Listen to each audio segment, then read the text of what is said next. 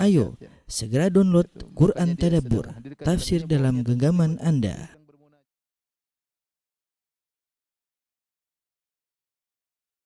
Bismillahirrahmanirrahim. Assalamualaikum warahmatullahi wabarakatuh. Alhamdulillahi ala ihsanih wa syukru lahu ala taufiqihi wa amtinani. Asyhadu an la ilaha illallah wahdahu la syarika lahu ta'ziman li sya'nih. Wa asyhadu anna Muhammadan abduhu wa rasuluhu da'ila ridwanih. Allahumma salli alaihi wa ala alihi wa ashabihi wa ikhwanih. Tidak diragukan lagi bahwasanya seluruh dakwah para anbiya adalah menyuruh kepada tauhid dan menjauhkan manusia dari segala bentuk kesyirikan, ya. Walaqad ba'atsna fi kulli ummatin rasulan an i'budullaha wajtanibut taghut. Sungguh kami telah mengutus bagi setiap umat seorang rasul yang setiap rasul tersebut menyeru sembahlah Allah saja dan jauhilah taghut. Oleh karenanya para rasul seluruhnya menyeru agar yang disembah hanyalah Allah semata. Sebaliknya dakwah yang selalu diserukan oleh syaitan dan iblis, ya, adalah agar orang-orang terjerumus dalam kesyirikan, ya. Dan inilah prioritas utama iblis, bagaimana agar manusia bisa menjadi pengikutnya dalam neraka jahanam, sehingga iblis berusaha menjerumuskan manusia dalam kesyirikan dengan berbagai macam model-modelnya, ya. Jika seorang bertauhid kepada Allah dengan tauhid yang benar dan bersih dari segala kesyirikan, meninggal dalam kondisi bersih dari segala kesyirikan, maka dia akan mendapatkan banyak keberuntungan, ya. Di antaranya dosa-dosanya akan diampuni seluruhnya oleh Allah Subhanahu wa taala. Dalam hadis qudsi kata Allah Subhanahu wa taala, "Ya bani Adam, lau ataitani bi qurabil ardi khataya, thumma laqitani la tusyrik bi syai'a, la ataituka bi qurabiha maghfirah." Wahai anak Adam, kalau kau datang bertemu denganku dengan membawa dosa sepenuh bumi ini, ya, dosa sangat banyak, bukan hanya sebanyak buih di lautan, bukan hanya seberat gunung-gunung yang ada di bumi, tetapi bahkan sebesar bumi ini. Dosa yang begitu banyak yang kau pikul. Thumma laqitani, kemudian kau bertemu dengan aku, la tusyrik bi syai'a, kau tidak berbuat syirik kepadaku sama sekali, ya, la ataituka bi qurabiha maghfirah, maka aku akan mendatangkan ampunan bagimu sebesar itu pula, ya. Oleh karenanya ini dikuatkan, hadis qudsi ini dikuatkan dengan kisah sahibul bitaqah, ya, yang dalam hadis sebutkan yusahu bi rajulin min ummati yaumal qiyamah fa yunshar lahu 99 sijillan kullu sijillin maddul basar. Kata Nabi sallallahu alaihi wasallam, dipanggillah salah seorang dari umatku di depan khalayak pada hari kiamat kelak. Kemudian dibentangkan kepadanya 99 catatan amal. Setiap catatan amal dibuka sejauh mata memandang, isinya dosa-dosa, ya. Kemudian Allah bertanya kepada dia, "Hal zalamaka katabatil hafizun?" Apakah malaikatku salah dalam mencatat dosa-dosamu? Mereka berbuat zalim kepadamu? Kata dia, "La ya Rabbi," tidak ya Rabbku. Kemudian Allah Subhanahu wa taala mengatakan, "Inna laka indana hasanah." Sungguhnya kau punya kebaikan di sisi kami. Fayukhraju lahu, maka dikeluarkan baginya sebuah kartu tertulis la ilaha illallah. Ya, kemudian dia berkata, ya Rabbi, ma hadhil bitaqah min haula'i sijillat. Ya Rabbi, apa pengaruhnya satu kartu la ilaha illallah dibandingkan dengan catatan amal yang begitu banyak berisi dosa-dosa? Kata Allah, innaka lan tuzlamal yaum. Kau tidak akan dizalimi pada hari ini. Kemudian ketika ditimbang ternyata la ilaha illallah lebih berat. Dan ternyata dosa-dosa tersebut gugur dengan la ilaha illallah. Oleh karena setiap kita memiliki kartu la ilaha illallah, tetapi kualitasnya yang berbeda-beda. Kualitasnya berbeda-beda. Semakin seorang bersih daripada segala bentuk kesyirikan, dari segala bentuk ketergantungan kepada makhluk, dia memurnikan ketergantungannya hanya kepada Allah. Dia memperhatikan segala gerak-geriknya hanya karena Allah Subhanahu wa taala. Tidaklah dia memandang kecuali karena Allah, tidaklah dia berucap kecuali karena Allah, tidaklah dia melangkahkan kakinya kecuali karena Allah Subhanahu wa taala, ya. Maka semakin kuat kualitas la ilaha illallah yang dia miliki.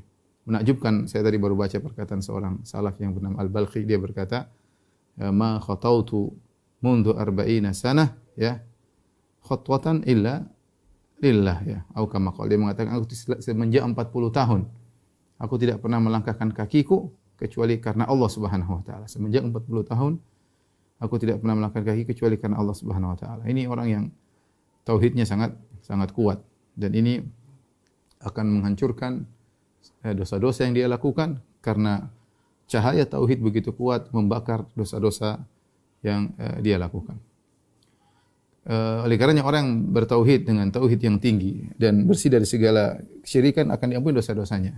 Demikian juga dalam hadis Mu'adz bin Jabal di mana Rasulullah SAW berkata, "Wa haqqul ibad 'ala Allah," dan hak hamba kepada Allah, "alla yu'adziba man la yusyriku bihi syai'a." Hak hamba terhadap Allah itu Allah tidak akan mengadab orang yang tidak berbuat syirik kepada Allah sama sekali.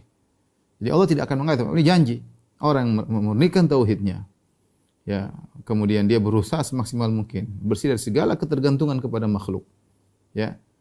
Dia ibadahnya hanya kepada Allah Subhanahu wa taala. Maka Allah tidak akan mengadabnya. Allah tidak akan mengadabnya. Demikian juga orang yang bertauhid. Maka dialah yang akan mendapatkan syafaat terbanyak dari Nabi sallallahu alaihi wasallam pada hari kiamat kelak. Abu Hurairah pernah bertanya kepada Nabi sallallahu alaihi wasallam, "Ya Rasulullah, man as'adun nasi bi syafaatika yaumal qiyamah?" Ya Rasulullah, siapa orang yang paling bahagia mendapatkan syafaat pada hari kiamat? Yaitu dia mendapat syafaat yang banyak bagian dari syafaat Nabi sallallahu alaihi wasallam. Kata Nabi sallallahu alaihi wasallam, "Man qala la ilaha illallah khalisan min qalbihi," yaitu seorang yang mengucapkan la ilaha illallah ikhlas dari hatinya, ya. Yaitu dia benar-benar ikhlas, ya, jauh dari kesyirikan, murni hanya untuk Allah Subhanahu wa taala. Ya, demikian juga Nabi sallallahu alaihi wasallam menyebutkan, "Wa inni ikhtaba'tu da'wati syafa'atan li ummati yaumal qiyamah." Kata Nabi sallallahu alaihi wasallam, "Li kulli nabiyyin da'watun mustajabah." Setiap nabi punya doa yang pasti dikabulkan. Ada doa nabi yang dikabulkan, nabi simpan untuk nabi minta pada hari kiamat kelak. Ini ikhtaba'tu da'wati, kata Nabi, aku simpan doaku tersebut, syafa'atan li ummati yaumal qiyamah, sebagai syafaat bagi umatku pada hari kiamat kelak. Wa hiya na'ilatun insyaallah man mata min ummati la yusyriku billahi syai'a. Dan syafaatku akan mengenai siapa saja dari umatku yang meninggal dalam kondisi tidak berbuat syirik kepada Allah Subhanahu wa taala. Dan ini adalah kabar gembira dari Nabi sallallahu alaihi wasallam. Maka banyak di antara kita atau sebagian kita yang dahulunya pernah terjerumus dalam berbagai macam kesyirikan. Ya, baik syirik besar maupun syirik kecil, dan kita juga menjalani hari-hari kadang kita terjerumus dalam kesyirikan, ya. Tawakal terkadang bukan kepada Allah, tawakal kepada bos terkadang, tawakal kepada dokter terkadang kita beribadah karena riya, ingin dipuji, ingin disanjung. Banyak hal hari-hari kita lakukan kesyirikan. Tapi seorang berusaha ketika dia meninggal, semua itu bersih dari hatinya. Semua itu bersih dari hatinya. Karena kalau dia meninggal dalam kondisi bersih dari segala bentuk kesyirikan, maka tadi dosanya akan diampuni, tidak akan diadab oleh Allah Subhanahu wa taala, akan mendapatkan syafaat dari Nabi sallallahu alaihi wasallam. Bahkan kata para ulama, orang yang tauhidnya murni, dia akan masuk surga tanpa azab dan tanpa hisab. Ya. Makanya Al-Imam Muhammad bin Abdul Wahhab rahimahullah dalam kitab tauhid membuat judul dengan suatu bab dengan judul Man haqqaqat tauhid dakhalal jannata bighairi adzabin wala hisab. Barang siapa memurnikan tauhidnya, maka dia akan masuk surga tanpa azab dan tanpa hisab. Kemudian Nabi sebutkan ciri-ciri mereka, di antaranya humul ladzina la yastarqun wa la yaktawun wa la yatatayyarun wa 'ala rabbihim yatawakkalun. Mereka tidak pernah minta berobat dengan besi yang dipanaskan, dan mereka tidak pernah minta untuk diruqyah, mereka tidak pernah bertatayur mengkaitkan nafsu sosial dengan apa yang dilihat dan apa yang didengar, dan mereka bertawakal kepada Allah Subhanahu wa taala. Sampai kata para ulama, mereka meninggalkan perkara yang makruh. Seperti kai tidak haram, dia makruh. Seperti minta ruqyah juga tidak haram, tapi dia makruh, ya. Mereka pun tinggalkan karena tingkat tawakal mereka yang tinggi, ya. Maka mereka bisa masuk surga tanpa azab dan tanpa hisab. Karenanya para ikhwan, para akhwat, para pemirsa, ya,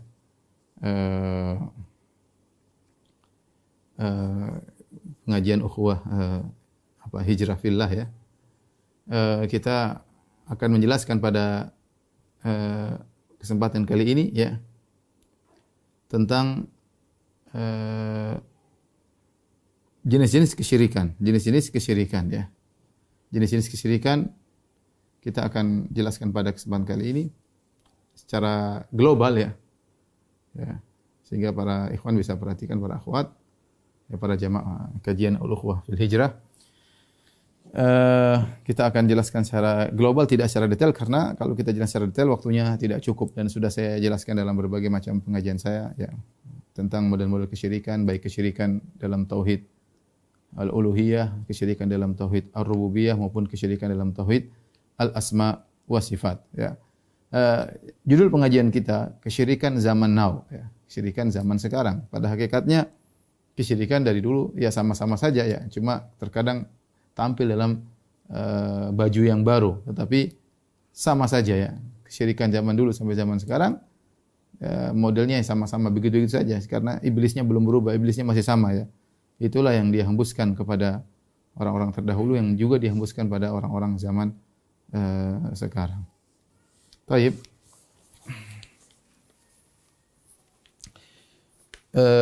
Sebelum kita membahas kesyirikan, kita akan membahas tentang tauhid ya secara global, karena kita akan bagi klasifikasikan kesyirikan berdasarkan pembagian tauhid tersebut ya.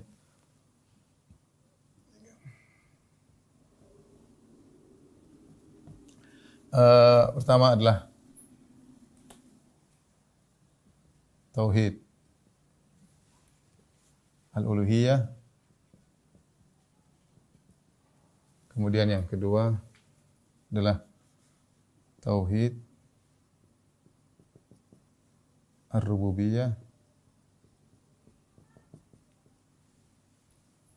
Yang ketiga adalah tauhid al-asma wa as-sifat. Apa maksud tauhid al-uluhiyah? Insyaallah teman-teman semua sudah tahu, yaitu mengesahkan Allah dalam peribadatan.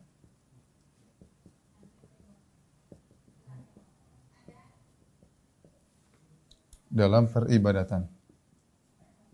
Dalam gampangannya, semua ibadah hanya untuk Allah. Semua bentuk ibadah. Ibadah hanya ditujukan kepada Allah.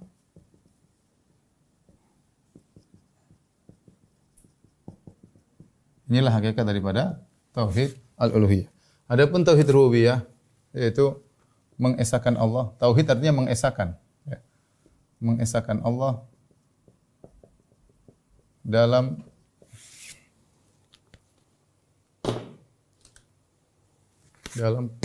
penciptaan,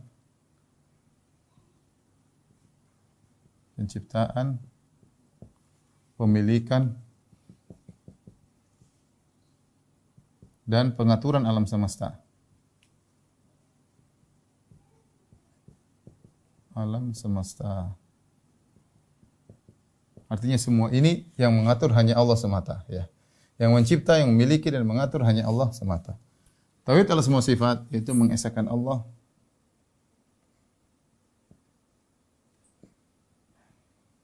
dalam sifat-sifat Allah. Tidak ada yang serupa dengannya, ya. Yang datang dalam Al-Quran dan Sunnah.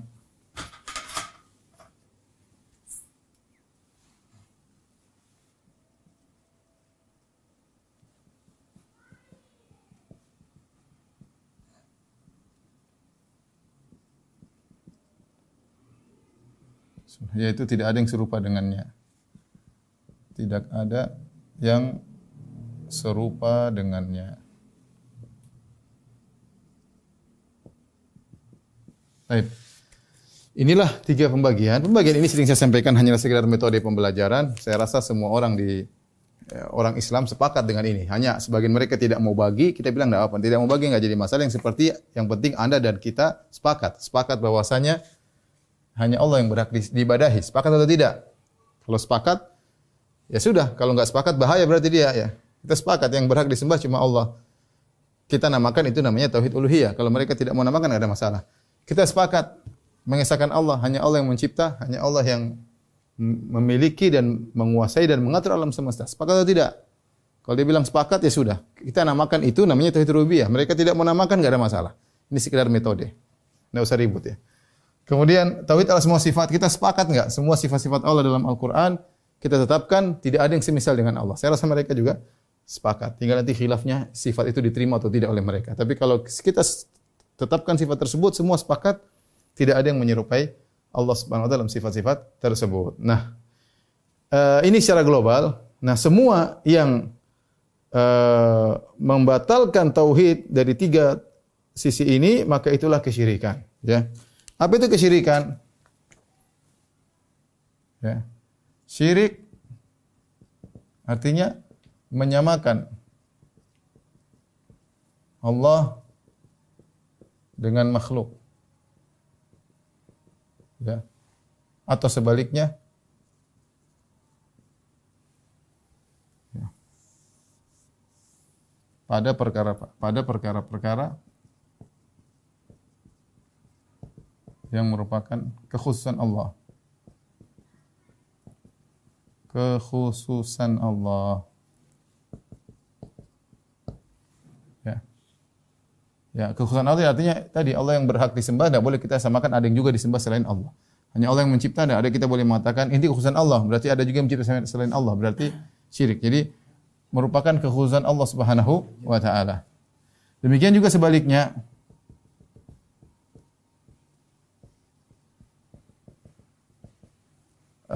Menyamakan Allah dengan makhluk, sebaliknya atau makhluk dengan Allah. Jadi ini ya, Allah dengan makhluk atau makhluk dengan Allah sama saja ya. Begini atau begini. Enggak boleh. Baik. Sekarang kita akan jelaskan syirik-syirik. Ya, ini makna syirik ya. Dan macam-macam syirik terbagi menjadi 3 ya.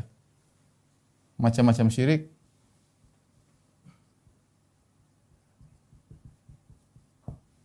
dibagi 3, kita bagi menjadi 3 juga.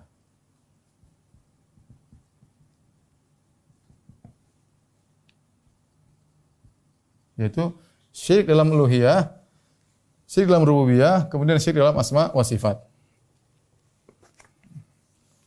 Ya, syirik dalam rububiyah, dalam uluhiyah, kemudian syirik dalam rububiyah, kemudian syirik dalam asma wa sifat.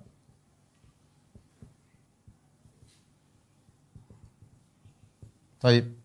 Ini ya. Kita akan sebutkan contoh-contoh kesyirikan sekarang. Dan itu sangat banyak ya. Mudah-mudahan papan tulisnya cukup ya. Contoh-contoh syirik ya.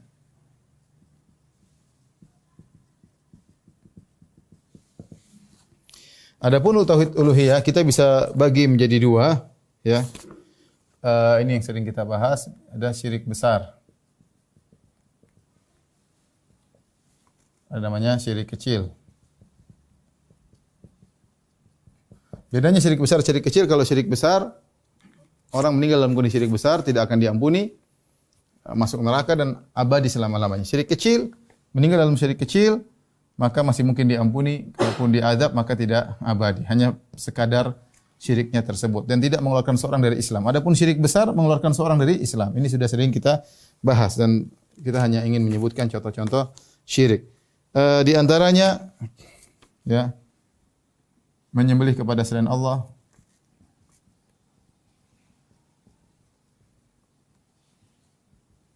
sering misalnya menyembelih kepada jin ya, menyembelih kepada jin, dan ini sering dilakukan oleh sebagian masyarakat ketika mereka ingin bangun jembatan. Terkadang mereka menyembelih atau menanam kepala kerbau atau kepala kambing di sungai, atau mereka ingin bangun rumah, mereka potong kepala kerbau kemudian mereka tanam di bawah rumah.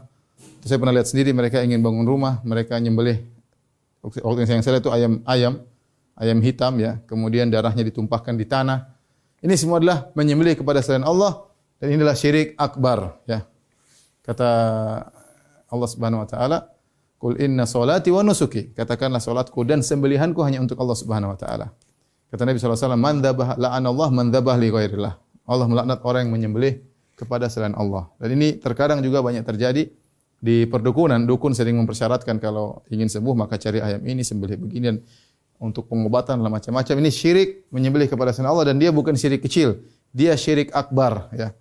Yang berikutnya berdoa kepada selain Allah.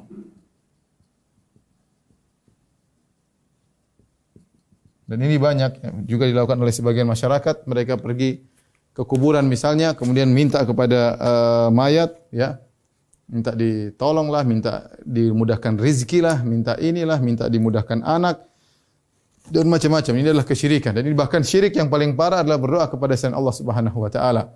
Ya, kata Allah Subhanahu wa taala, "Wa man adallu mimman yad'u min dunillah," ya. Ya. Barang siapa yang lebih sesat daripada orang yang berdoa kepada selain Allah.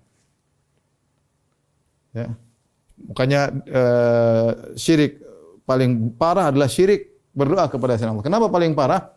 Karena ketika seorang berdoa menunjukkan kerendahan dia kepada zat yang dia tuju, ya. Harusnya itu semua ditujukan kepada Allah. Tapi ketika dia berdoa menangis, misalnya kita menangis berdoa kepada wali, kepada sunan misalnya, ini kesyirikan, ya.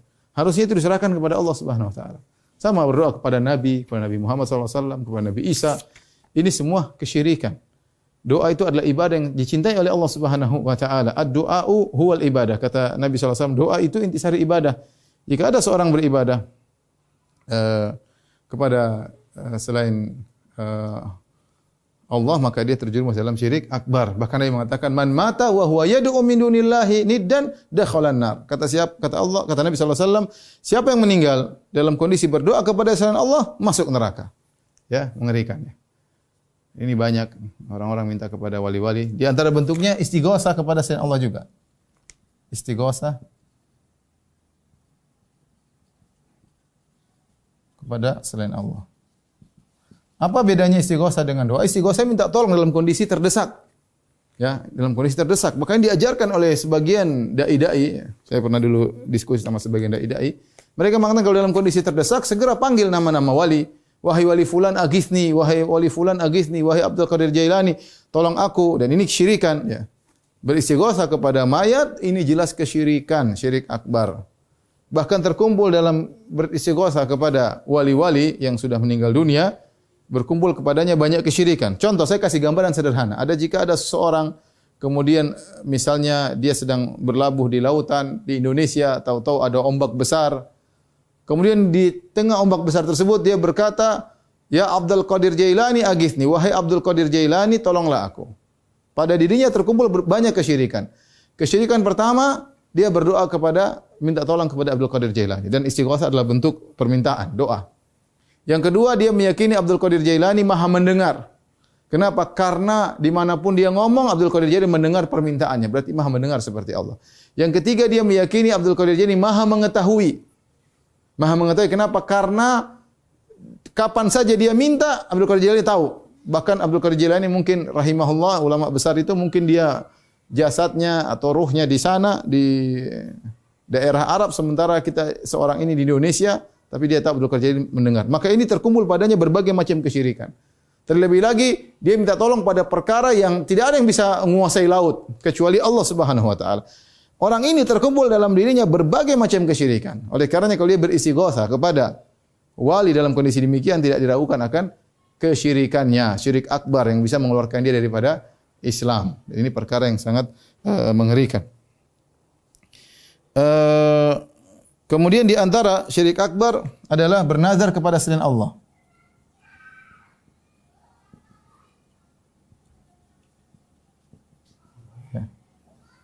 Bernazar. Nazar adalah ibadah. Barang siapa bernazar kepada selain Allah, maka dia syirik akbar. Contoh, seorang kemudian mau ujian, dan ini dilakukan oleh sebagian orang, ya, mereka ingin ujian, kemudian mereka pergi ke kuburan wali fulan, dia mengatakan, saya bernazar kepada engkau wahai wali, kalau saya lulus ujian saya akan melakukan ini dan ini. Ya. Ya, sampai ada dulu yang bernazar kalau dia lulus dia akan berjalan berapa kilo. Bernazarnya bukan kepada Allah, kepada wali. Ya, kepada wali. Padahal nazar adalah ibadah. Yufuna bin nadri wa yakhafuna, ya. Jadi orang-orang di antara penghuni surga Allah puji mereka menunaikan nazar. Yaitu menunaikan nazar karena Allah Subhanahu wa taala, maka seorang tidak boleh bernazar kecuali hanya kepada Allah Subhanahu wa taala. Di antara bentuk kesyirikan, syirik akbar adalah minta perlindungan kepada jin.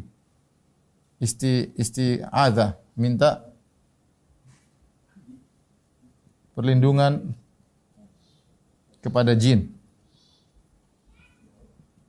Kata Allah Subhanahu wa taala dalam surat Al-Jin, wa annahu kana rijalun minal insi ya'udzuna birijalin minal jinni fazaduhum rahaqa. Sungguhnya dahulu ada sekelompok lelaki dari manusia minta perlindungan kepada sebagian lelaki daripada jin, fazaduhum rahaqa, maka semakin menambah kesombongan para jin tersebut atau semakin menambah kesesatan orang-orang tersebut. Jadi Allah menyebutkan antara kesyirikan terjadi di zaman jahiliyah adalah sekelompok manusia minta perlindungan kepada sekelompok jin. Bahkan disebutkan dalam buku-buku tafsir, yaitu dahulu orang jahiliyah kalau mereka pergi ke suatu lembah, kemudian mereka ketakutan, khawatir ada penjaga lembah tersebut mengganggu mereka, jin-jin, maka dia berkata dengan suara lantang, na'udzu bi sayyidi hadzal wadi min sufahai qaumihi. Aku berlindung kepada minta perlindungan bi sayyidi hadzal wadi kepada pemimpin lembah ini, maksudnya di kalangan jin, min sufahai qaumihi, dari gangguan anak buahnya. Bayangkan, ya. Habis itu dia tenang. Habis itu dia tentram, dia tenang. Kenapa? Karena jin sombong. Tuh manusia minta tolong sama saya. Anak buah jangan ganggu dia. Nah, tidak boleh. Ini syirik akbar. Iya benar, dia tenang, enggak diganggu. Dia minta tolong sama jin. Hati-hati, ya. Pergi ke tempat yang gelap, ketakutan, dia bilang, ya bos jin, saya minta tolong anak buah, ya. Maksudnya Pak RT jin di sini, minta tolong anak buahmu jangan ada yang ganggu saya.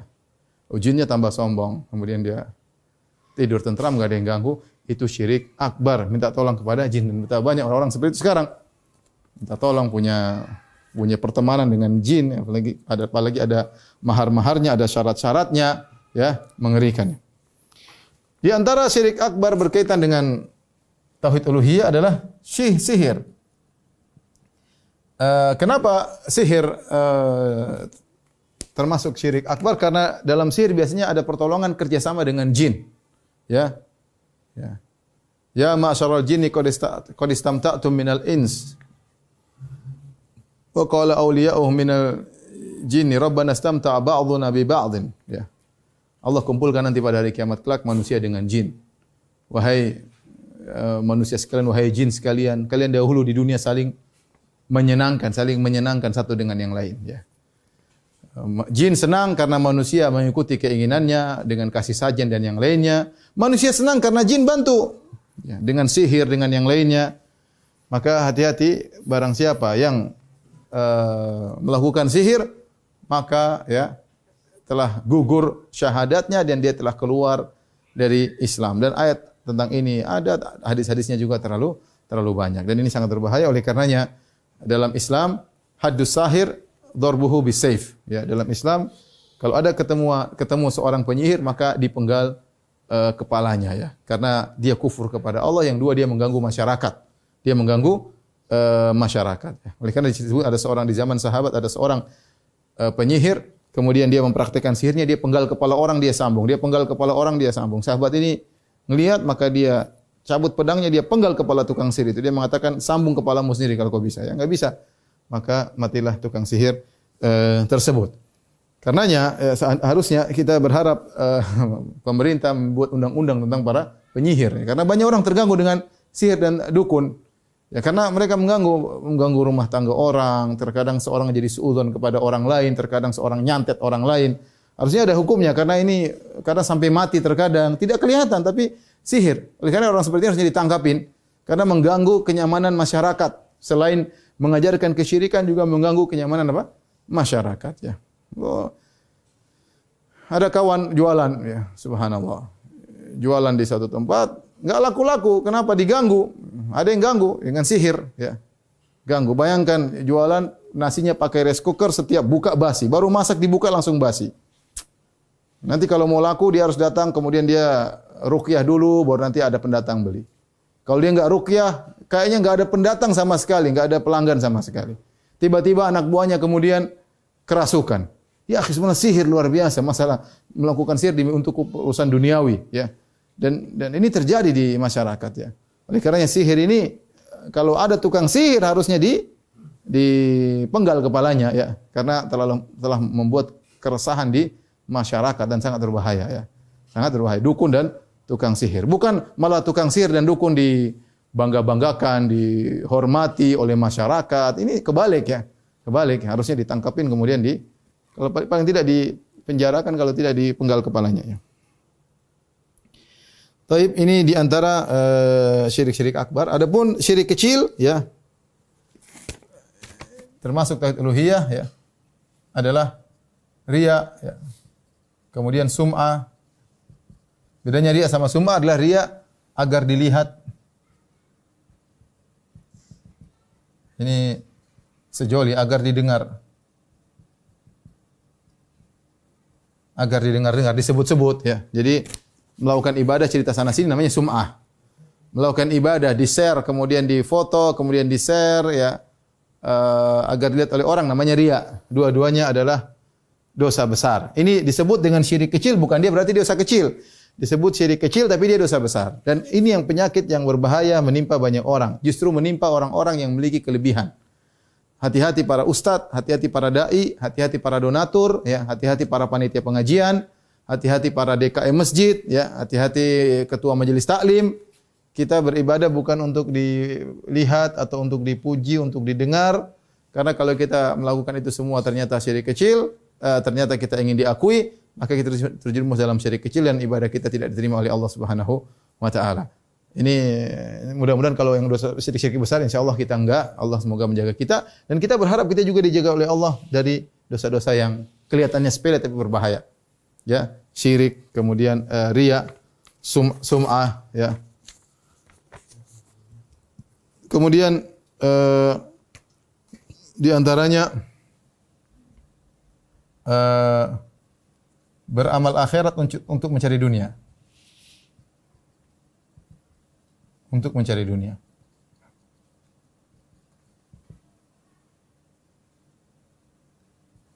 Barang siapa yang beramal akhirat ya, untuk mencari dunia, mendominasi niatnya ya, untuk benar-benar mencari dunia, maka dia telah melakukan syirik kecil. Seperti seorang berdakwah niatnya untuk mencari dunia, itu yang mendominasi dia, maka itu syirik kecil. Seperti seorang yang jadi imam ya, dalam rangka mencari dunia. Ini kita bukan bicara riya ya, riya lain sendiri, cari dunia lain sendiri. Kalau riya kecil atau banyak langsung ditolak ya, amal tidak diterima. Allah tidak mau amal seorang tercampur riya sedikit pun. Kata Allah Subhanahu wa taala dalam hadis qudsi, ana agna syuraka ani syirk, man amila amalan asyraka fihi ma iya ghairi taraktuhu wa syirkahu. Aku adalah zat yang paling tidak suka dengan syarikat. Barang siapa melakukan amal apapun, ternyata dia mengambil syarikat selainku, maka aku akan tinggalkan dia dan amalnya. Kalau riya enggak boleh, 5% aja riya, amal gugur. Tapi kalau keinginan dunia beda. Beda antara riya dengan dunia. Kalau dunia niatnya karena Allah, tetapi mendomplengkan, dia tidak mencari pujian, tapi dia mendomplengkan agar dapat dunia dari ibadah yang dia lakukan. Apakah dalam dakwahnya, apakah dalam salatnya, apakah jadi imam masjid, apakah jadi muadzin, apakah jadi pengajar agama, apakah macam-macam. Kalau niatnya mendominasinya adalah untuk dunia, maka dia tidak diterima dan dia terjerumus dalam syirik. Adapun kalau niat akhiratnya mendominasi, kemudian dunia datang kepadanya, maka itu tidak jadi masalah menurut pendapat yang lebih kuat. Kemudian yang berikutnya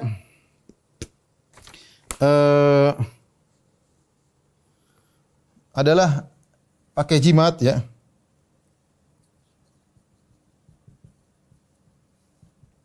Pakai jimat ya. Jimat ya, ini hukum asalnya syirik kecil ya. Hukum asalnya syirik kecil. Barang siapa pakai jimat ya, dia meyakini bahwasanya jimat ini bisa membantunya, dia terjerumus dalam syirik kecil. Ada jimat supaya laris dagangan, ada jimat supaya disenangi oleh orang, ada jimat supaya disegani oleh orang, ada jimat supaya menang main judi. Main judi pakai jimat supaya apa? Menang. Jadi syirik plus dosa. Oh, jimatnya tulisannya nama Allah, sama itu jimat ya. Jimatnya tulisannya ini tulisan Arab, itu jimat, hukum syirik ya. Kata Nabi sallallahu alaihi wasallam, inna ruqa wa tamaim wa tiwalat asyirk. Sungguhnya ruqya-ruqya, jampi-jampi, jimat-jimat, pelet adalah kesyirikan.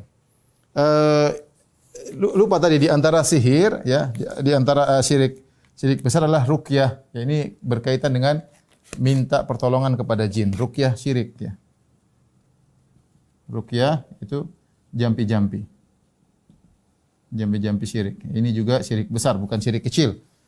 Kalau kita meruqyah kemudian menyebut nama-nama setan, maka ini bukan syirik kecil, syirik besar.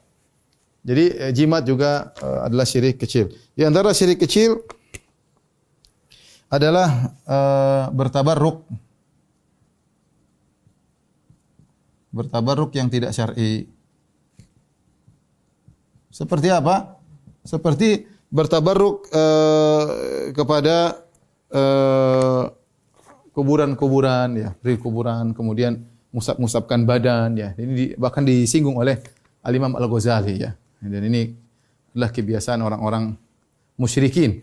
Bertabaruk kepada dinding-dinding kuburan misalnya, musab-musab ya di dinding kuburan ya.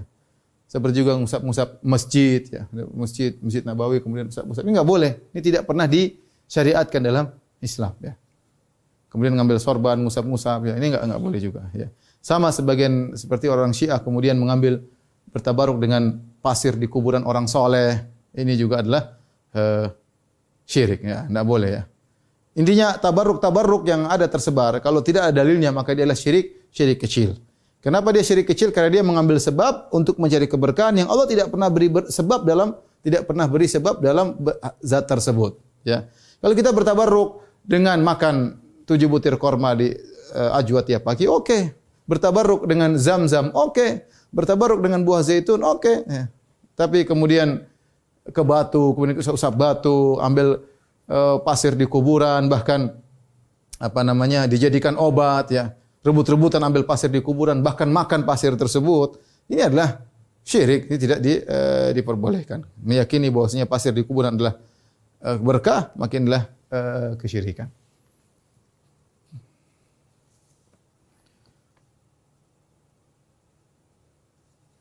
Taib, di antaranya adalah bersumpah dengan nama selain Allah. Atau enggak, itu nanti di sisi yang lain ya. Kemudian at-tatayyur ya, at-tatayyur. Tatayyur dalam bahasa kita pamali ya.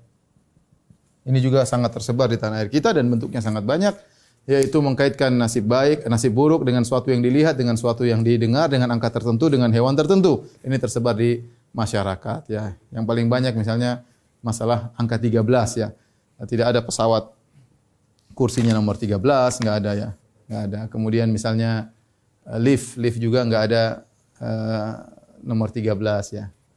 Ya, bukan karena bangunannya cuma lantai 8, memang lantainya banyak, tapi tahu-tahu lantai 11 langsung loncat lantai 15. Intinya nomor 13 dihilangkan ya. Sama seperti lift juga tidak ada angka 4. Nanti angka 1, angka 2, angka 3, 3A, kemudian 5. 4 enggak ada ya. Tahu-tahu 3 kemudian 3A. Apa musuhan mereka dengan angka 4 saya juga tidak tahu. Nanti kalau kita punya anak-anakmu ada berapa? Ada 3. Loh kok ada 4? Ini nomor 1, ini nomor 2, nomor 3, nomor 3A ya.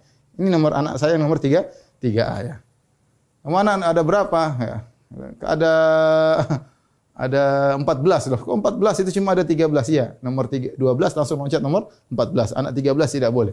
Ya ini semua adalah khurafat dan tidak masuk akal ya. Sama seperti bertatoyur dengan burung hantu. Kalau ada burung hantu dianggap bawa kesialan ya. Sebagian kawan justru burung hantu dimanfaatkan untuk menghilangkan hama ya. Burung hantu dipelihara untuk menghilangkan hama di kebunnya ya. Jadi yang menganggap burung hantu itu mendatangkan nasib sial itu adalah tatoyur ya. Dan di Indonesia sangat banyak tatoyur. Sangat masing-masing daerah punya tatoyur sendiri. Masing-masing daerah punya tatoyur sendiri. Pernah ada kawan pergi satu daerah, dia dikasih makan. Menurut keyakinan orang tersebut, dia harus makan walaupun sedikit. Kalau dia enggak makan, ya bukan kaitannya ini masalah adab atau enggak adab. Kalau dia enggak makan nanti datang kesialan. Jadi harus makan. Meskipun sudah kenyang harus makan, meskipun sedikit. Syarat supaya tidak pamali. Ini aneh keyakinan seperti ini ya. Kalau bilang, aduh saya sudah siapkan. Kita adabnya kita makan, tapi keyakinan kalau tidak dimakan berarti akan mendatangkan kesialan. Ini namanya tatoyur. Sama seperti juga dilakukan oleh sebagian masyarakat, meyakini bahwasanya setiap hari Rabu pertama, minggu pertama pada bulan tertentu adalah Rabu sial. Ya, mereka menganggap wah hari tertentu adalah hari sial, maka harus melakukan ritual tertentu untuk menolak kesialan tersebut. Ada yang menganggap Rebu sial, maka mereka bikin salat namanya salat Rebu Wekasan. Ini adalah tatoyur, kesyirikan yang dihadapi dengan salat yang bid'ah. Sudah keyakinannya syirik ditambah dengan salat yang bid'ah yang disebut salat Rebu Wekasan. Sama sebagian mereka meyakini hari Selasa, dan ini sebagian orang kata mereka dulu nenek moyang mereka hari Selasa mendapatkan musibah, maka mereka setiap hari Selasa mereka melakukan suatu wirid tertentu. Sehingga setiap Selasa dianggap sial. Ini juga tatoyur, salah ya.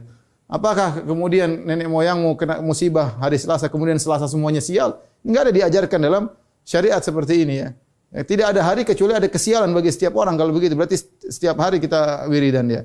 Jadi akhirnya mereka ingin menolak kesialan tersebut, terjerumus dalam keyakinan syirik, ditolak dengan wirid bid'ah. Syirik plus bid'ah, dan terjadi di sebagian masyarakat ya. Taib, ini kira-kira ya yang bisa kita sampaikan sedikit. Taib, kita lanjutkan tentang syirik dalam tauhid ar-rububiyah. Syirik dalam tauhid ar-rububiyah. Ini juga tidak sedikit, banyak juga ya. Ini agak lebih sulit, tolong perhatikan.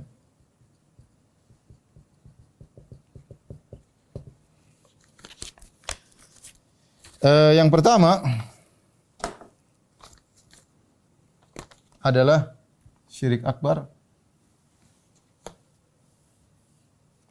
Contoh-contoh syirik rububiyah.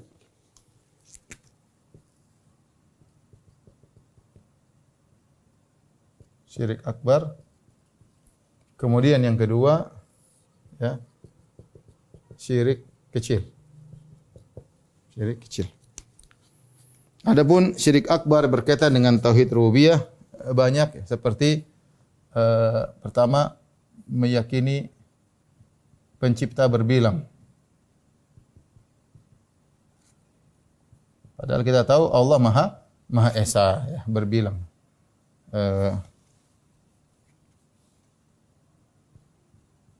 Ini pertama. Di antaranya yang meyakini Tuhan berbilang, di antaranya Nasara. Trinitas, ya, Trinitas. Kemudian di antaranya yang meyakini dua Tuhan, dualisme atau dua Tuhan. Dan ini ada beberapa seperti Al-Manawiyah, ya. Kemudian di antaranya Majusi, di antaranya Sunawiyah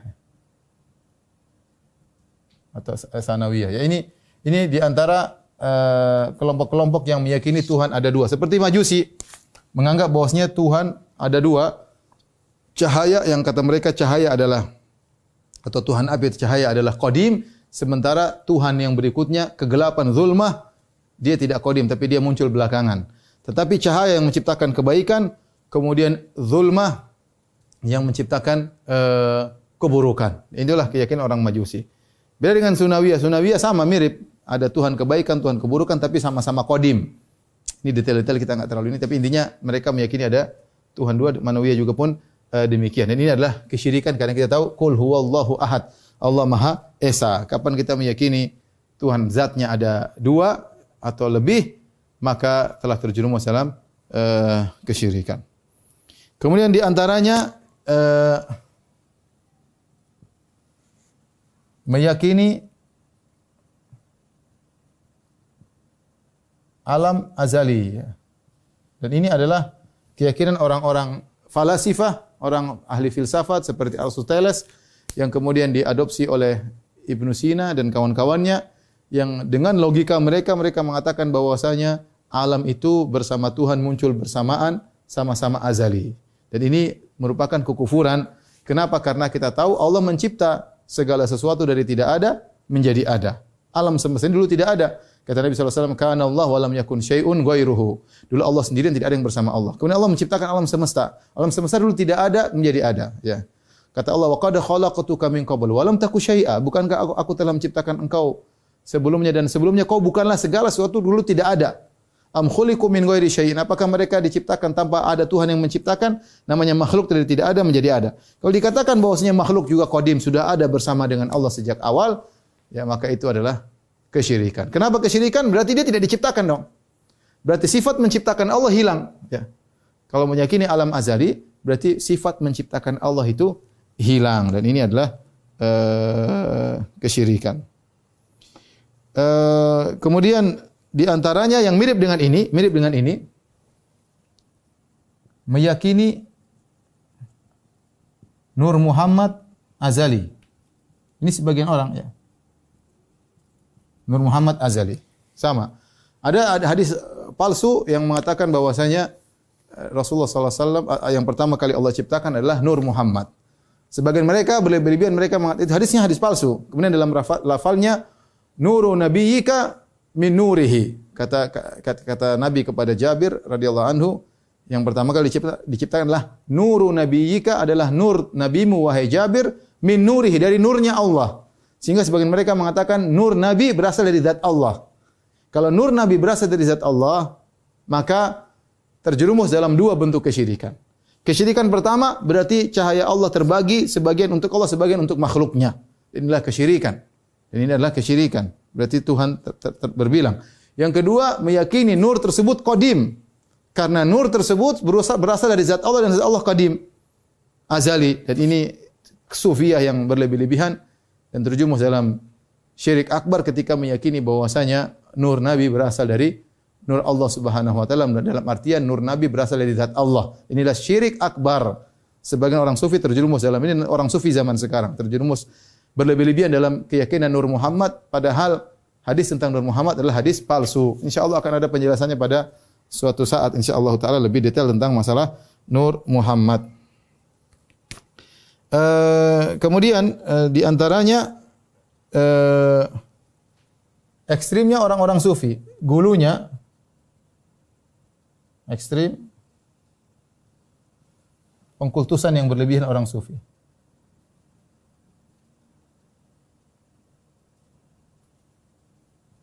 Seperti apa? Seperti contoh, mereka mengatakan Abdul Qadir Jailani diberikan kun oleh Allah Subhanahu wa taala. Kalau dia bilang kun fayakun, jadi maka jadilah. Dan ini menunjukkan bahwa si Abdul Qadir Jailani mampu mengatur alam semesta. Kenapa? Dia diberikan kun, mampu menciptakan, mampu yang lainnya. Ini kesyirikan, ya. Tidak ada yang diberi kun oleh Allah Subhanahu wa taala. Nabi Muhammad SAW saja tidak pernah diberi kun, ya. Semuanya tidak ada pernah dikasih kun. Tahu-tahu Abdul Qadir Jailani rahimahullah dianggap, ya, telah diberi kun. Kalau dia bilang kun, maka fayakun. Ini syirik akbar, meyakini Abdul Qadir Jailani telah diberi kun oleh Allah Subhanahu wa taala. Sama sikap mereka yang berlebih-lebihan, seperti sebagian mereka mengatakan al-wali yakhluq. Ada dulu salah seorang habib mengatakan wali bisa mencipta. Ya, yang mencipta cuma Allah Subhanahu wa taala. Gimana wali mencipta? Ya. Yang mencipta cuma Allah, dari tidak ada menjadi ada cuma Allah. Kemudian ada seorang habib mengatakan wali qad yakhluq, wali mungkin bisa mencipta karena telah memiliki karomah yang tinggi, wali bisa mencipta. Ya, saya kadang-kadang heran lihat orang sufi seperti itu. Otak mereka taruh di mana? Bagaimana mereka sampai berlebihan seperti ini? Ya. Sehingga akhirnya menjadi apa, kata Imam Syafi'i, tidaklah seorang mengenal sufi di pagi hari, walam ya'ti dhuhur illa waqad qad sara ahmaq. Tidaklah seorang mengenal sufi di pagi hari sebelum datang zuhur sudah pandir, ya. Ini contohnya benar, seperti menganggap bahwasanya wali bisa mencipta, ya. Wali bisa bilang kun fayakun, ya. Kemudian di antaranya meyakini misalnya wali atau ya dunia dan seisinya milik Nabi sallallahu alaihi wasallam, ya. Ini juga pengkultusan orang sufi yang berlebih-lebihan. Di antaranya mereka membacakan syair yang berbunyi wa inna min judika dunya wa dharrataha. Ya Rasulullah, di antara kedermawananmu adalah dunia dan akhirat. Dan ini mereka ucapkan. Ini saya bilang orang sufi zaman sekarang. Kenapa ini dibangun di atas keyakinan Nur Muhammad? Jadi mereka meyakini bahwasanya alam semesta diciptakan, bagaimana prosesnya? Prosesnya pertama Allah ciptakan Nur Muhammad dari nurnya Allah. Ya. Ini ada khilaf. Ada yang mengatakan nur ini makhluk, ada yang mengatakan nur ini adalah dari zat Allah. Kalau mengatakan nur ini dari zat Allah, kafir. Kalau mengatakan enggak, ini nur makhluk, ya, maka bukan dari zat Allah, tapi Allah ciptakan dari cahaya-cahaya yang Allah ciptakan. Maka ini tidak sampai pada derajat kekufuran. Tetapi mereka berlebihan. Mereka mengatakan dari nur Muhammad inilah kemudian Allah menciptakan yang lain-lain. Allah menciptakan arsy, Allah menciptakan lauhul mahfuz, Allah menciptakan kolam, pena, Allah menciptakan langit, Allah menciptakan bumi, Allah menciptakan surga, Allah menciptakan manusia, Allah menciptakan alam semesta, semuanya dari Nur Muhammad. Semuanya diciptakan dari nur Muhammad. Karena dia meyakini segalanya diciptakan dari nur Muhammad, maka dia mengatakan dunia dan surga beserta isinya adalah dari Muhammad. Karena dunia dan surga dan isinya dari nur Muhammad. Berarti milik Muhammad sallallahu alaihi wasallam. Dan dia mengatakan, Nabi Muhammad sungguh kaya. Kenapa? Di antara kekayaan Nabi Muhammad, wa inna min judika dunya wa dharrataha. Di antara kedermawananmu engkau wahai Muhammad adalah dunia dan surga dan seisinya. Subhanallah. Sampai ada seorang ulama membantah, seandainya ini diganti dengan Allah lebih afdal. Di antara kedermawanan engkau ya Allah adalah surga dan dunia dan surga. Cocok. Tapi kalau bilang semua dunia dan akhirat adalah milik Muhammad, ini berlebihan. Ya akhi, Allah sang pemilik ya. Kalau sudah dunia dan akhirat milik Muhammad, kemudian sallallahu alaihi wasallam yang milik Allah yang mana? Yang milik Allah yang mana ya? Jangan bilang itu Allah yang kasih, enggak ada. Semuanya milik, enggak ada. Ya. Rasulullah SAW kita cinta kepada Nabi SAW, tapi tidak boleh berlebihan. Saya mengatakan demikian. Dan ini juga di antara sikap ekstrim berlebihan orang sufi mengkultuskan wali-wali mereka atau orang dianggap wali sampai pada tahapan demikian ya. Kemudian di antara kesyirikan dalam tauhid rububiyah adalah wahdatul wujud atau wahdatul wujud. Seperti keyakinan Ibnu Arabi mengatakan semua alam semesta berasal dari Tuhan dan Tuhan adalah alam, adalah Tuhan. Dan ini ada sampai sekarang ya. Sampai mereka meyakini aku adalah Tuhan, Tuhan adalah aku ya. Aku adalah Tuhan, Tuhan adalah aku. Sampai akhirnya di antara mereka ada yang tidak salat. Rabbu abdun, kata Ibnu Arabi dalam Futuhat Makkiyah, wa rabbu abdun wal abdu rabbu. Ya laita syi'ri manil mukallaf. Allah adalah hamba adalah Tuhan. Kalau begitu siapa yang disuruh dibebani dengan syariat? Siapa yang disuruh salat? Kamu menyuruh saya salat, saya juga Tuhan. Tuhan ada pada saya juga Tuhan, Tuhan adalah saya. Kalau gitu masa saya salat? Kalau saya salat saya menyembah siapa? Sementara saya juga Tuhan. Saya pada tingkatan kesyirikan seperti ini. Ya, justru kata mereka kalau kita menganggap Tuhan beda, makhluk beda, itulah syirik. Allah adalah tauhid sampai tauhidnya terlalu berlebihan, tauhid bersatunya antara Tuhan dengan makhluk. Seluruh makhluk ini kamu lihat harus satu, yaitu Allah. Allah yang makhluk ya Allah. Ibarat lautan, kelihatannya berbagai macam ombaknya, ada ribuan jutaan ombak tapi semuanya adalah lautan. Sama kata mereka, demikian juga alam semesta. Kemunculannya berbeda-beda, ada manusia, ada ini macam-macam, tapi semuanya adalah Tuhan itu sendiri. Dan ini kesyirikan dan terkadang mengantarkan sebagian mereka untuk meninggalkan salat. Tingkatan mereka bertingkat-tingkat tentunya. Dan ini adalah kesyirikan ketika kita tahu Allah bukan makhluk bukan Allah Subhanahu wa taala.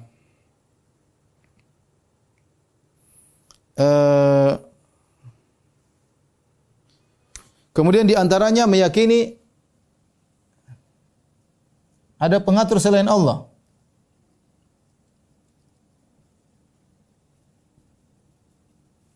Ya, ada pengatur selain Allah. Dan ini sama seperti orang meyakini bahwasanya di pantai laut selatan ada Nyi Roro Kidul yang ikut mengatur pantai selatan. Kalau dia marah maka pantai selatan bisa, ini dari mana? Tidak ada dalilnya. Atau meyakini bahwasanya gunung tertentu ada jin yang menjaganya. Kalau dia tidak bilang meledak, tidak meledak. Ini kesyirikan. Meyakini sebagian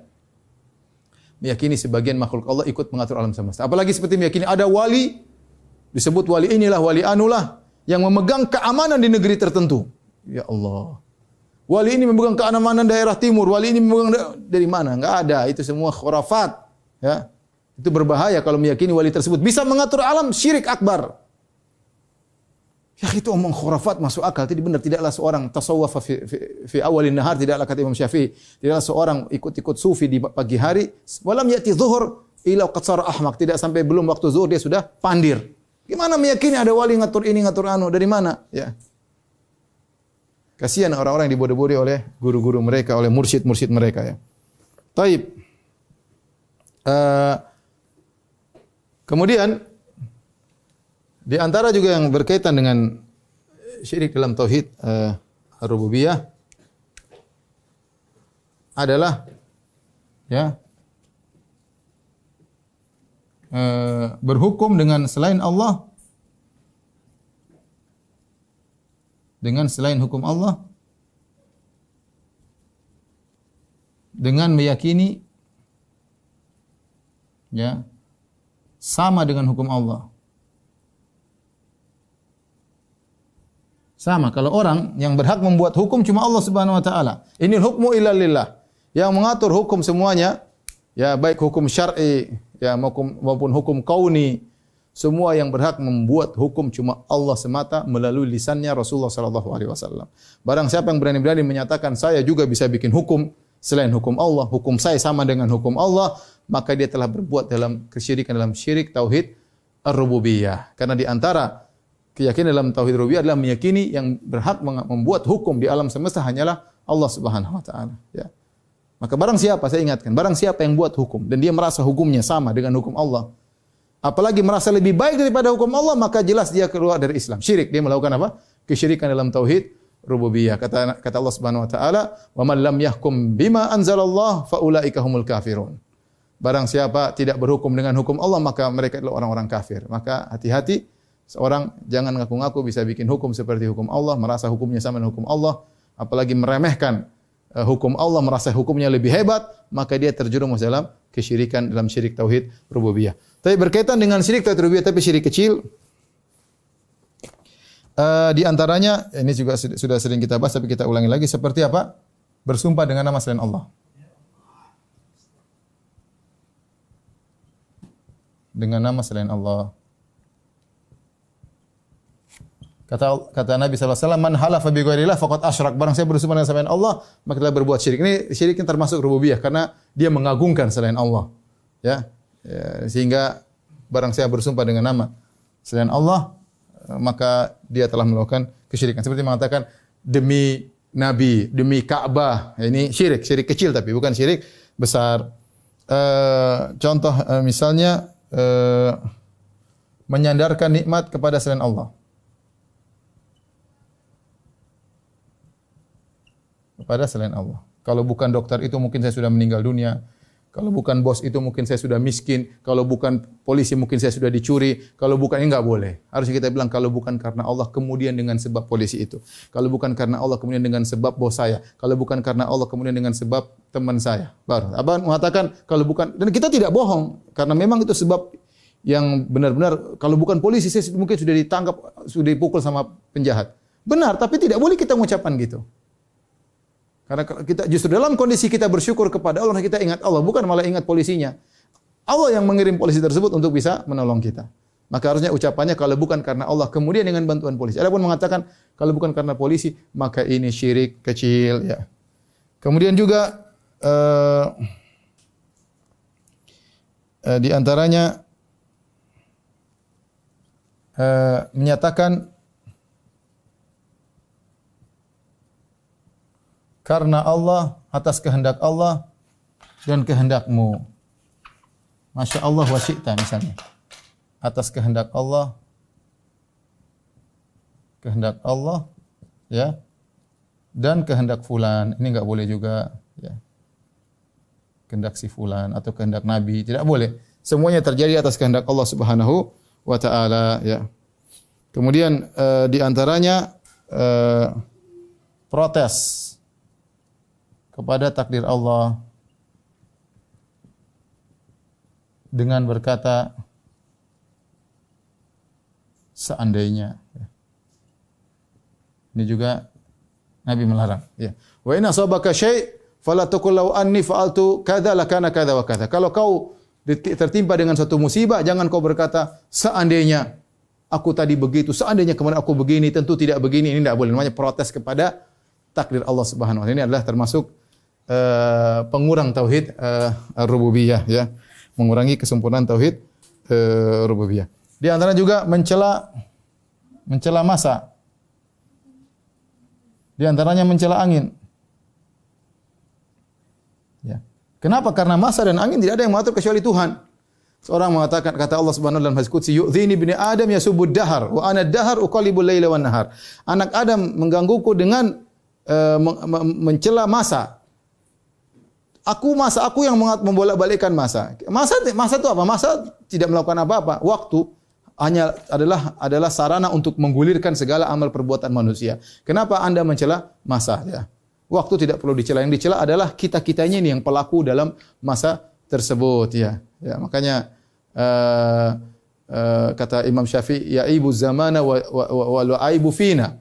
Ya ibu zamana wal aibu fina wa ma li zamani aibun siwana. Kata Imam Syafi'i, mereka dia apa namanya, mereka mencela masa, padahal yang aib adalah pada diri kita sendiri. Tidak ada aib bagi zaman kecuali pelaku manusia itu sendiri. Maka tidak berhak seorang mencela masa. Sama mencela angin. Kata Nabi SAW, la tasubur rih, jangan kalian mencela angin. Ya. Wa idza ra'aitum ma takrahun, kalau kalian melihat sesuatu yang kalian tidak suka dari angin, maka berdoa.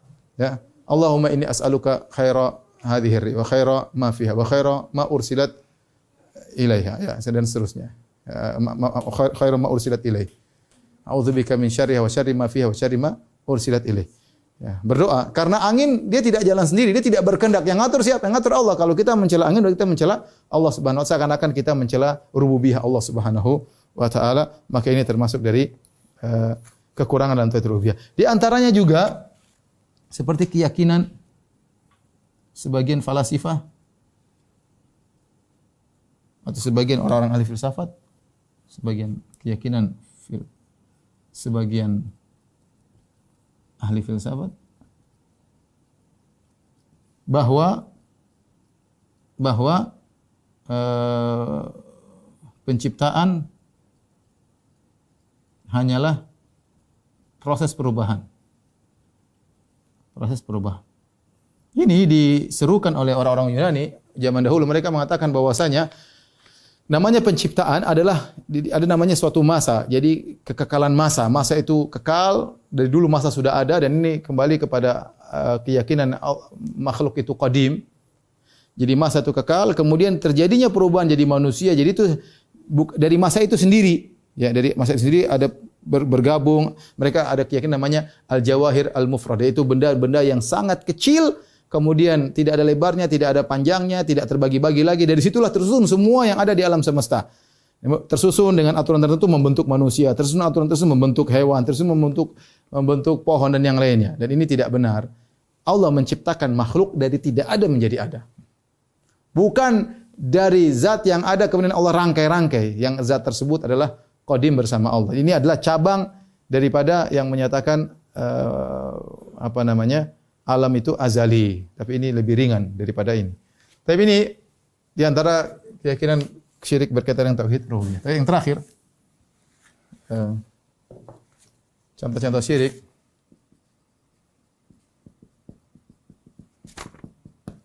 Ya. Seperti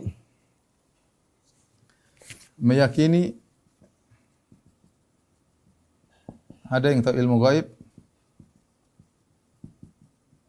gaib, selain Allah. Ini bahaya ya. Siapa yang diyakini mengetahui ilmu gaib selain Allah? Di antaranya dukun. Di antaranya wali.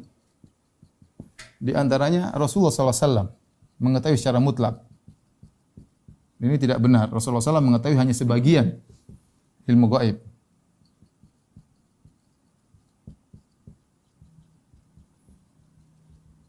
Di antara yang dibacakan dalam syair-syair tatkala mereka bermaulid, di antaranya wa inna min judika dunya wa dharrataha, ya. Wa inna min judika, tadi sudah kita jelaskan, sebagian mereka salah paham tentang syair ini. Min judika dunya wa dharrataha. Wa min ulumika ilmal lauhi wal qalami. Artinya di antara kedermawanan engkau wahai Muhammad dunia dan akhirat. Dan di antara ilmu wahai Muhammad ilmu lauhil mahfuz dan pena. Ya akhi, bagaimana Nabi dibilang mengetahui ilmu lauhil mahfuz? Ini syirik. Tidak ada yang tahu kecuali Allah Subhanahu wa taala. Tidak ada yang tahu kecuali Allah Subhanahu wa taala, ya. Mereka ternyata bukan cuma gulu kepada Nabi, demikian juga orang-orang Syiah terhadap imam-imam mereka, ya. Imam-imam orang-orang Syiah. Sama dalam buku-buku mereka seperti Al-Kafilul Kulaini, mereka meyakini juga imam mereka tahu ilmu gaib. Imam mereka tahu kapan mereka mati. Imam mereka tahu macam-macam lah. Kalau tidak mati tidak jadi mati. Masya Allah. Ini semuanya lah hak Allah Subhanahu Wa Taala. Allah yang Maha mengetahui segalanya. Ya. Lebih parah lagi wali. Ya. Kalau kita baca dalam sebagian biografi wali fulan, setiap hilal dibukakan tentang bagaimana nasib manusia seluruhnya setiap hilal bulan tertentu. Oh Allah kasih tahu. Dari mana ini khurafat, ya. Sampai ada ceramah di YouTube juga, ada seorang habib bercerita bahwasanya Ada orang tahu masuk neraka atau masuk surga, kelihatan di jidatnya, oh ini masuk neraka, oh ini masuk surga. Dia bisa tahu. Subhanallah. Ya. Tahu ilmu gaib. Bagaimana nasib orang ini surga neraka, dia tahu semuanya. Dari mana? Apakah ada dalilnya Allah kasih tahu? Ini karomah, ini. Ya akhi, jangankan Nabi aja tidak tahu. Ketika Nabi SAW menjenguk Utsman bin Maz'un radhiyallahu ta'ala ketika meninggal dunia, maka ada seorang Ummul Ala radhiyallahu ta'ala anha memuji. Dia mengatakan, syahadati anna Allah qad akramak. Wahai Utsman bin Maz'un, aku bersaksi bahwasanya Allah telah memuliakan engkau. Apa kata Nabi? "Mama yudrik?" Dari mana kau tahu? Dari mana kau tahu Allah telah memuliakan dia? Nabi bilang, ya. Nabi tidak tahu ini masa depan. Nabi dikasih tahu sebagian orang, seperti mubasysyirina bil jannah, 10 orang Rasulullah ini si fulan di surga, ini si fulan. Tapi tidak semua Nabi dikasih tahu. Ini lebih hebat daripada Nabi. Siap lihat orang, oh ini neraka, oh ini surga, ini neraka, ini surga. Ya akhi, kita yang waras dikit lah, ya. Janganlah kita sayang, kita cinta kepada wali-wali Allah, tapi jangan berlebih-lebihan pada mereka. Belum kalau kita sudah bahas wali gila, lebih gila lagi pembahasannya. Kemudian di antara kesyirikan dalam tauhid asma sifat, ia meyakini dukun tahu ilmu gaib. Yang tahu ilmu gaib cuma Allah Subhanahu wa taala. Dukun tahu ilmu gaib dengan berbagai macamnya. Ada dukun yang tahu ilmu gaib dengan melihat apa? Garis tangan. Saya dulu pernah diramalnya. Oh, Firanda garis tanganmu lurus. Wah, ini berarti nanti gini-gini harus. Garis tangan cuma satu, istrinya satu gitu maksudnya. Macam-macam orang. Nanti lihat lagi ada ini tanda lahir. Oh, ada pantatnya ada tompel hitam. Oh, ini berarti tanda begini. Ini dari mana seperti ini? Tentang masa depan diramal dengan garis tangan, dengan tompel hitam, dengan bulan kelahiran, bintang ini, bintang anu. Ini semua kesyirikan. Yang tahu ilmu gaib cuma Allah Subhanahu wa taala. Allah menyuruh Nabi berkata, "Qul la amliku li nafsi naf'an wala dharran illa ma syaa Allah, wa law kuntu a'lamul ghaiba lastakthartu minal khair." Katakanlah ya Muhammad, aku tidak menguasa kebaikan dan keburukan pada diriku. Kalau aku tahu ilmu gaib, aku akan melakukan banyak kebajikan. Nabi tidak tahu ilmu gaib. Istrinya saja ketinggalan dalam hadisatul ifk, Aisyah Nabi tidak tahu. Istrinya dituduh berzina sebulan, Nabi tidak tahu benar berzina atau tidak sampai Allah kasih tahu. Istrinya kalungnya hilang, Nabi SAW tidak tahu di mana kalung tersebut. Ini bicara lagi masa depan, ya. Maka jangan kita berlebihan, ya.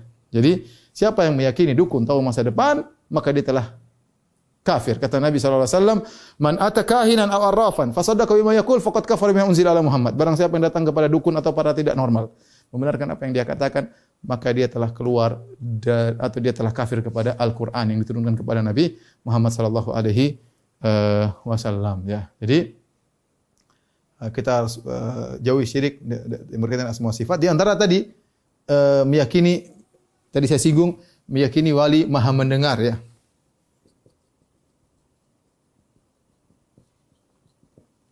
Maha mendengar, maha mengetahui. Maha mengetahui. Ya. Ini juga tidak boleh. Seperti tadi orang lagi tenggelam dia berteriak, "Ya Abdul Qadir Jailani." Berarti dia yakin Abdul Qadir Jailani mendengar dimanapun Abdul Qadir Jailani, di Irak atau di Jazirah. Kalau dengar dia ngomong berarti mendengar, ya. Maha mendengar, maha mengetahui. Ini juga syirik. Yang maha mendengar, maha mengetahui cuma siapa? Allah Subhanahu wa taala, ya. Tidak boleh, ya. Ini terjerumus dalam apa? Kesyirikan. Sebagian mereka takut sama gurunya. Saya pernah diceritain sama seorang pernah berguru sufi. Dia kemana-mana dia takut. Kayaknya gurunya tahu semua yang dilakukan. Kayaknya CCTV jalan terus. Sehingga apa? Sehingga dia melakukan sesuatu bukan karena Allah. Ini syirik loh. Dia tahu sedikit gurunya. Nanti benar kadang-kadang gurunya tanya, "Kamu kemarin kemana, hayo?" Ya. Semakin yakin lagi dia gurunya tahu apa yang dilakukan sehingga dia benar-benar beradab dimanapun dia berada. Tapi bukan karena Allah. Karena dia tahu gurunya tadi maha mengetahui apa yang dia lakukan. Dan ini syirik. Ya.